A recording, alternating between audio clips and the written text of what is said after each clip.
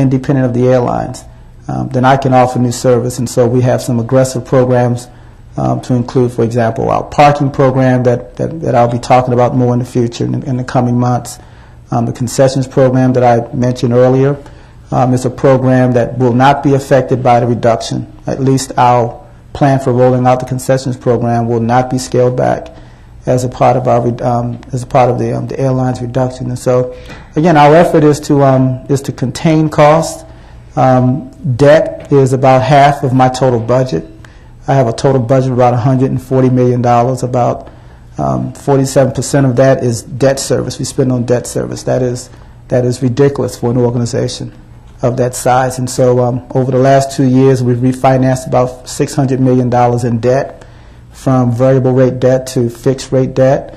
That's having a significant impact on our on the level of debt service that we're spending money on. So we're doing some aggressive things to try to get through this air service reduction and to position ourselves to be better on the other side. Thank you. And Bonnie, you mentioned your operating budgets and your capital budgets, and clearly fuel is a big component to both. And could you just touch base a little bit on how that's managing that, not only in District 12, but as you look at it department-wide? Well, just to kind of put things in perspective, you know, all of our revenue is from the fuel tax. There's been over 1 billion miles driven less because of the increase in fuel costs. So that impacts us directly. Where it also impacts us is the inflation rate to build our projects. A lot of products that we have in our system is oil-based, asphalt, the trucking to get the concrete to and from, you know, to actually do the work, the cost of aggregate and steel, it's all been going up. So the inflation rate is really hurting us too because of the fuel cost.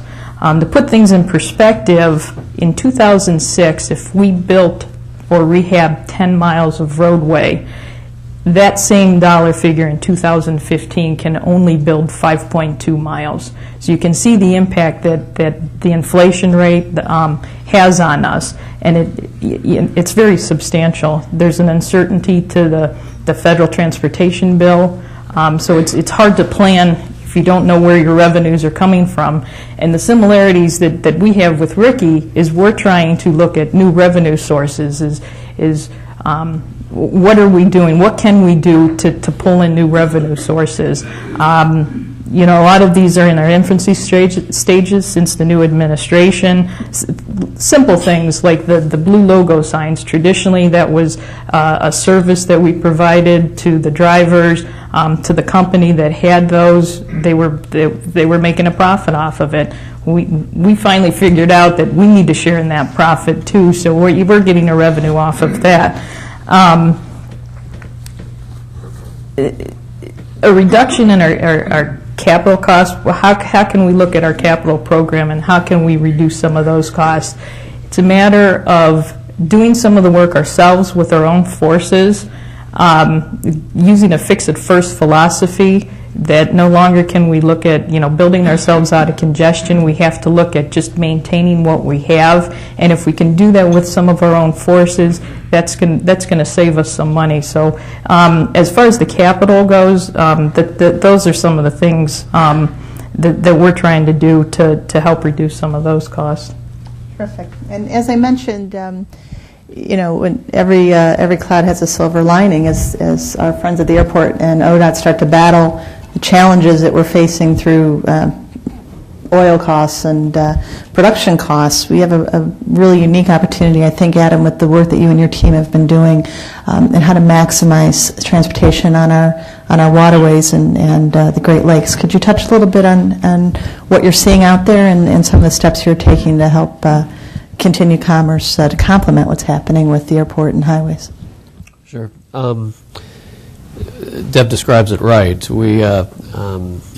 The issue of fuel cost is but one of a series of issues that surround ports and competitiveness. So ports move cargo. That cargo, in many cases, has another option if it wants to choose that option. In the case of the United States, we're a big, wide country, and we're relatively in the middle of that. So our product, and we're also a manufacturing center, so a lot of products moving in and out of our region. That product whether it's moving to another part of the United States or whether it's moving to a foreign environment, we'll have to choose a mode. That mode will typically be road or rail to a port if it's going internationally, and then it'll get on a ship. With congestion on our road system, particularly on our rail system, as those rail connections approach major coastal hub ports, we are in the United States running out of capacity. We read about these sorts of things in highway or rail, but how that affects a place like Cleveland and how it applies transportation and connectivity to its own competitiveness, the competitiveness of this region. Issues like fuel cost, currency exchange rate, environmental constraints of how product can move, and infrastructure constraints, as I was just describing on the road and rail, all stack up to create a story. In the past, the story of the Great Lakes and the St. Lawrence Seaway, which connects our lakes out to the Atlantic Ocean, has really sort of left Great Lakes ports serving the same sort of function that they've served for the last 100 years, moving certain sorts of product from one place on the lakes to the other. In some cases, that's from Canada to the U.S. In some cases, it's U.S. to U.S. It's typically bulk product. Most of our port today, and over the last many, many years, we're a steel port.